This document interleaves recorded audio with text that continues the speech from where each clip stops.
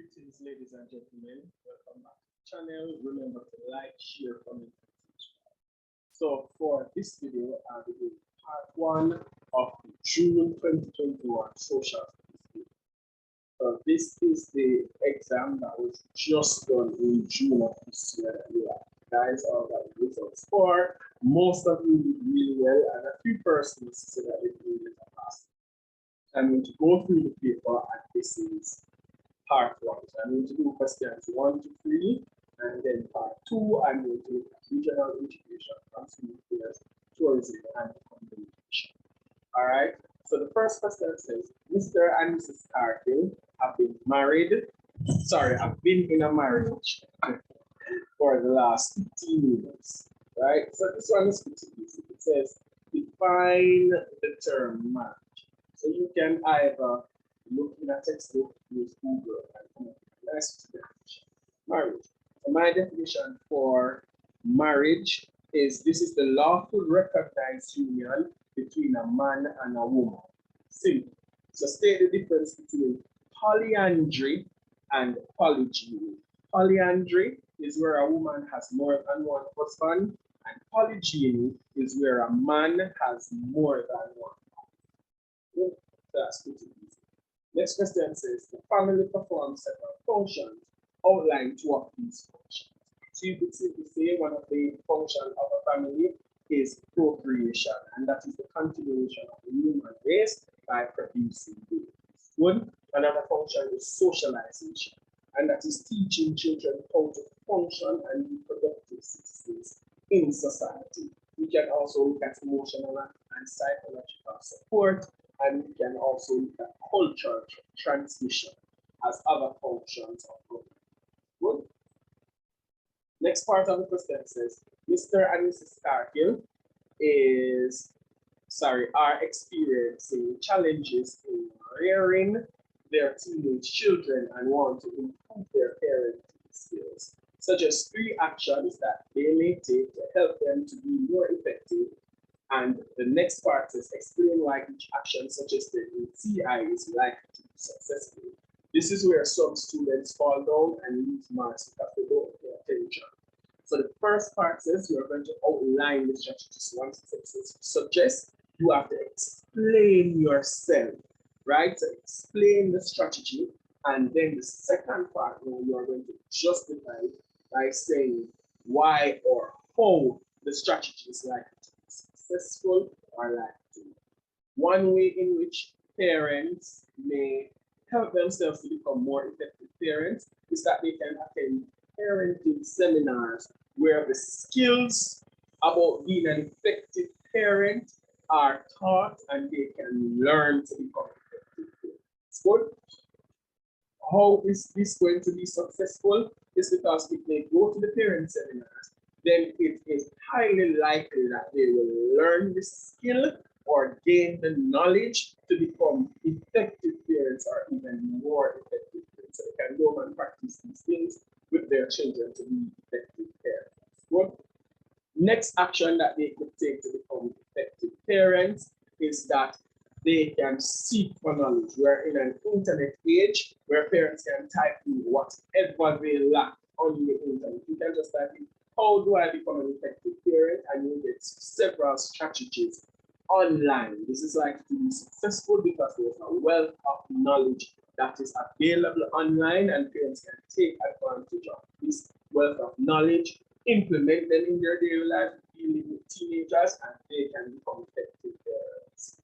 Next strategy that they could use to become effective parents is ask older persons, right, for best practices. Not even older persons, let me not limit it to older persons, but they could ask other parents for best practices, and then they decide what works for them or what they think won't work, they will throw it on. This is likely to be successful because different things work for different people. Information can never be too much, and good information can never be bad. So those are my 3 strategies and also my justification for those strategies. Question 2 now. AI says state 2 characteristics of a primary. Characteristics are features. Two characteristics. One is that primary groups are usually small. Two, intimacy is very evident in primary groups because there's constant face-to-face interaction. Good. I now say state two characteristics of a secondary group. One characteristic of a secondary group is that secondary groups are usually very large. Two, secondary groups, because of its size, intimacy is usually lost or it is limited. Okay? Right. Give me a second, please.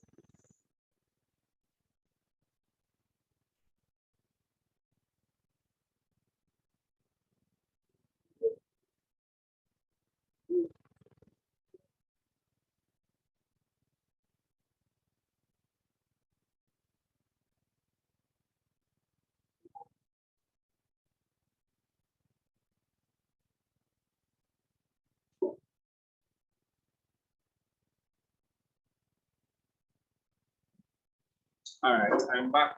Sorry about that. I have to go and take a phone call and I was live recording.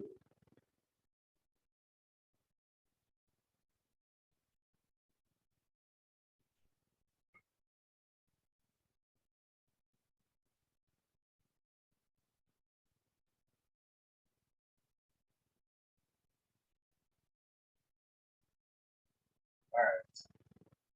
So question B now says, two types of government systems practiced in Commonwealth Caribbean are constitutional monarchies and republics. State the differences between a constitutional monarchy and a republic as they operate in Commonwealth Caribbean. One issue that I have with this question is there's no weight on it. Maybe because of how this was photocopied, the marks sorry, the allotted marks are not on it. So I don't know the scope and sequence because the mark is not there. But since it says differences, I'm going to state two. All right. One difference between a constitutional monarchy and a republic is that a constitutional monarchy has the queen or king, or just a monarch as the head of state, while republics don't have a monarch as a head of state. They either have a titular president or an executive president as the head of state. Good. Another difference between a constitutional monarchy and a republic is that a constitutional monarchy uses the Privy Council in England as their final appeal court, while the republic uses the Caribbean Court of Justice, which is in the Caribbean, as their final appeal court. So I gave two, I don't know what the marks are, and the question wasn't number specific. All right.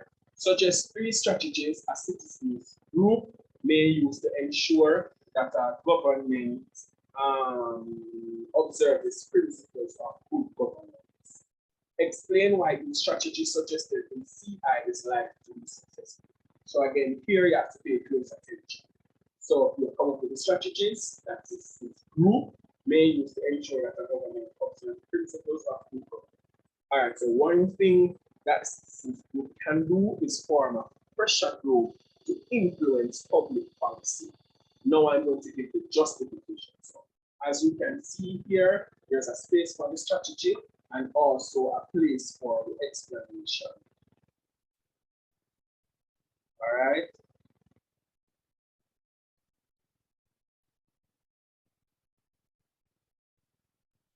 So the justification now about pressure groups and their willingness to influence public policy. This is likely to be successful because the government is supposed to listen to its citizens, and pressure groups are usually very aggressive, not in a violent way because it is illegal to be violent, but they are usually aggressive and can get the attention of the government through the use of traditional media or social media. Another thing that citizens group can do is create an interest group.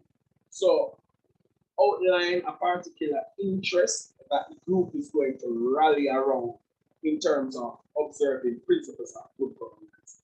So for example, something like allowing students enough desks and chairs in schools, because we know that schools sometimes don't have enough desks and chairs. Or for example, like say now in COVID, right? And we are online and we're not having face-to-face classes. Citizens group can create an interest group rallying around going back to face-to-face classes safely. This is going to be successful because these interest groups, as I said about pressure groups, they are usually very aggressive and they will get government attention to traditional media and social media. Another thing that the citizens group can do is engage in peaceful demonstration. It's going to be successful again because they will get the attention of the government through the use of traditional and social media. All right.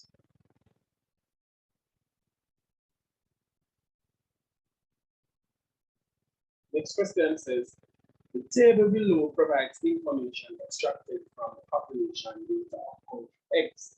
Birth rate per 1,000 is 23, death rate per 1,000 is 9, and the rate of natural increase as a estimate is more than likely before you even look at the estimates. So this says, calculate the rate of natural increase of country X. Write your answer on this. How do we get the rate of natural increase? Minus the death rate from the birth rate, right?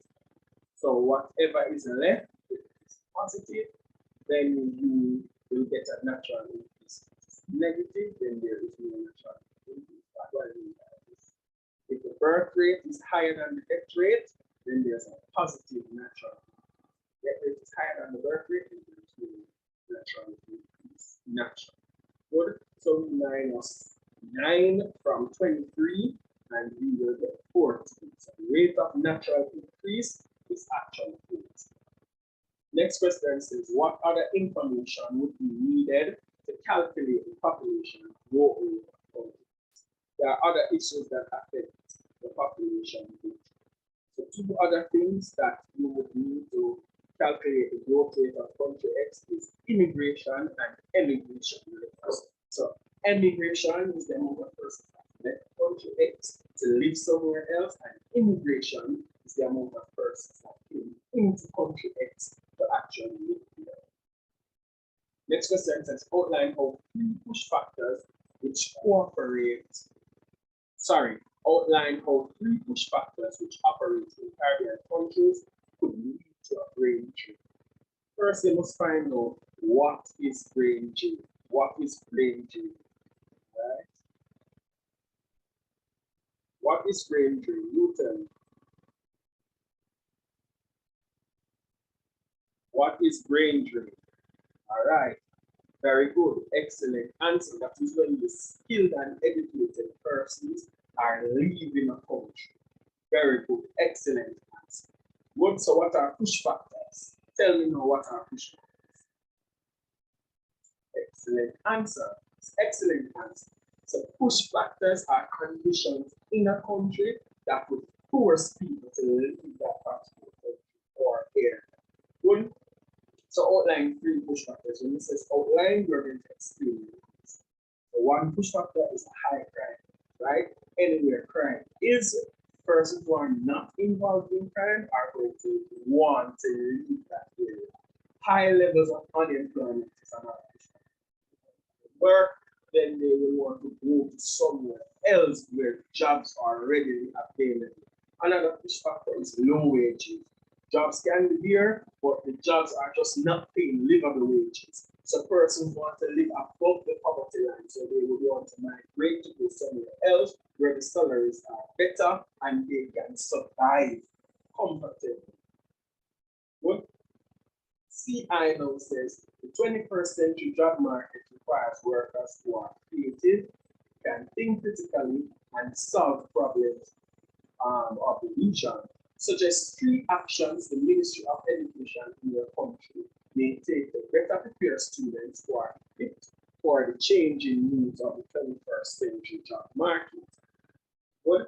So the first part, that is 6 marks, and then the next part says you are to explain why each action suggested in C is likely to be successful. So 3 actions, that is the Ministry of Education in your country. 3 actions that the Ministry of Education in your country can take to the students who are fit for the changing needs of the 21st century job market. 1 action that they can take is to make information technology compulsory for all high school students, because remember that they are going out to the 21st century job market that is largely influenced by technology. So new and prospective employees must be able to manipulate the technology. So information technology should be mandatory for all students. All students should sit IT at the C-set level. Or if some persons can't manage IT at the C-set level, because a few persons complaining that programming is very difficult.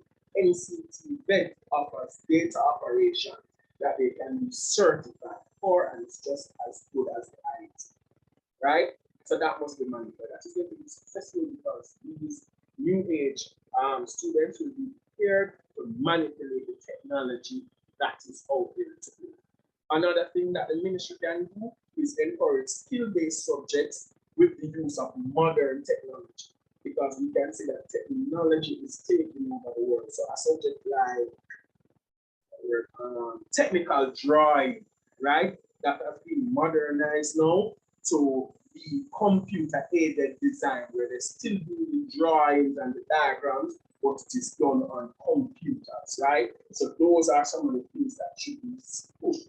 It shouldn't just be the traditional of having 8, 9, 10, 12 subjects, but in conjunction with the many subjects, person should also be graduating high school with a skill, right? This is going to be effective, or this is going to be successful, because persons have a skill and can manipulate technology. Now, the third one, I want you to come up with that one on your own, and you can drop it in the comment section. All right, so this regional integration, first then now, we're going to tackle it along with the options section in the next video. All right, ladies and gentlemen, thank you for watching. Remember to like, share, comment, and subscribe.